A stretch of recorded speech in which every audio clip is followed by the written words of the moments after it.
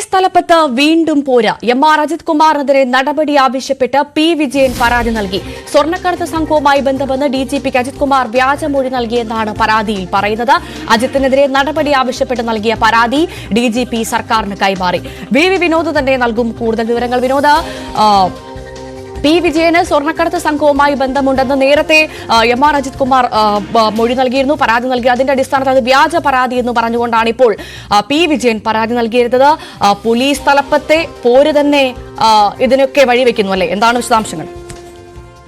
നേരത്തെ എലത്തൂർ ട്രെയിൻ തീവെപ്പ് കേസുമായി ബന്ധപ്പെട്ട് പ്രതിയെ കൊണ്ടുവന്നപ്പോൾ അത് വിവരങ്ങൾ ചോർത്തി എന്നതടക്കമുള്ള കാര്യങ്ങൾ ആരോപിച്ചുകൊണ്ട് ഭീകരവിരുദ്ധ സ്ക്വാഡ് തലവൻ സ്ഥാനത്ത് നിന്ന് പി. വിജയനെ സസ്പെൻഡ് ചെയ്തിരുന്നു. അന്ന് അങ്ങനെ സസ്പെൻഷനിലാവാൻ ഇടയാക്കിയത് എം.ആർ. അജിത് കുമാറിന്റെ റിപ്പോർട്ടാണ്. ആ റിപ്പോർട്ടിന്റെ അടിസ്ഥാനത്തിലായിരുന്നു സസ്പെൻഷൻ നടപടി. എന്നാൽ ഇപ്പോൾ പി. വിജയൻ ഇന്റലിജൻസ് ADGP ആണ്. പിന്നീട് ചീഫ് സെക്രട്ടറിയുടെ നേതൃത്വം നൽകുന്ന സമിതി അടക്കം വിജയൻ കുറ്റക്കാരനല്ലെന്ന് കണ്ടെത്തുകയും സർവീസിൽ തിരിച്ചെടുക്കുകയുമായിരുന്നു. തുടർന്ന് ADGP സ്ഥാനത്തേക്ക് അദ്ദേഹം എത്തുകയും ചെയ്തു.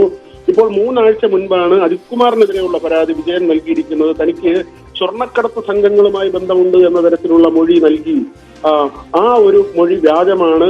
തനിക്കെതിരെ അപകീർത്തികരമായ കാര്യങ്ങളാണ് അജിത് കുമാറിന്റെ ഭാഗത്തു നിന്നുണ്ടാകുന്നത്. ഇക്കാര്യത്തിൽ അന്വേഷണം വേണമെന്ന് ആവശ്യപ്പെട്ടാണ് വിജയൻ പരാതി നൽകിയിട്ടുള്ളത് DGPക്ക്. DGP ഈ പരാതി സർക്കാരിന് കൈമാറിയതായാണ് നമുക്ക് ലഭിക്കുന്ന വിവരം. അതായത് DGP സ്വന്തം നിലയ്ക്ക് തീരുമാനമെടുക്കാതെ ആഭ്യന്തര വകുപ്പിന് കൈമാറിക്കൊണ്ട് ആഭ്യന്തര വകുപ്പ് ഇക്കാര്യത്തിൽ അന്വേഷണം പ്രഖ്യാപിക്കുന്നെങ്കിൽ ആ വഴിക്ക് നീങ്ങട്ടെ എന്ന നിലയ്ക്കാണ് DGP ഇതിൽ തീരുമാനമെടുത്തിരിക്കുന്നത്. ഏതായിരുന്നാലും IPS തലപ്പത്തെ തമ്മിലടി ഒരു ഇടവേളയ്ക്ക് ശേഷം വീണ്ടും മൂർച്ഛിക്കുകയാണ്. നേരത്തെ ഈ തരത്തിൽ IPS അസോസിയേഷനിൽ അടക്കം വലിയ തർക്കങ്ങൾ ഉണ്ടായിരുന്ന സമയമുണ്ട്. അതിനപ്പുറത്തേക്ക് ഇപ്പോൾ വീണ്ടും IPS ഉദ്യോഗസ്ഥർ തമ്മിലുള്ള പോര് മൂർച്ഛിക്കുകയാണ്. 2 ചേരിയായി നിന്ന് IPS ഉദ്യോഗസ്ഥർ തമ്മിലടിക്കുന്ന നിലയിലേക്ക് കാര്യങ്ങൾ എത്തി നിൽക്കുന്നു. ഭവ്യ.